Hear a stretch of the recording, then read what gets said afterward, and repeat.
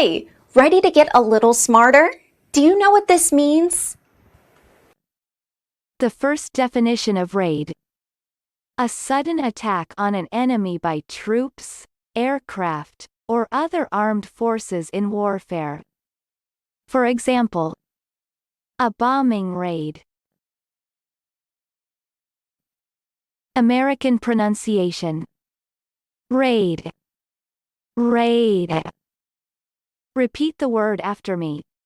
As you repeat the word, keep the definition in mind to train your brain to master it. Raid. Say, raid.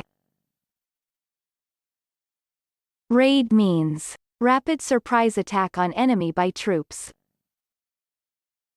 Raid. Raid. Practice. Listen to what I say, then pause the video and repeat after me. Train your brain to master this word. Let's begin. The first practice.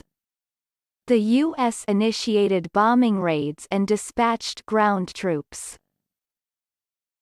Now, repeat after me. The U.S. initiated bombing raids and dispatched ground troops. The second practice. The unit also did night raids and bombed enemy land targets. Now, repeat after me.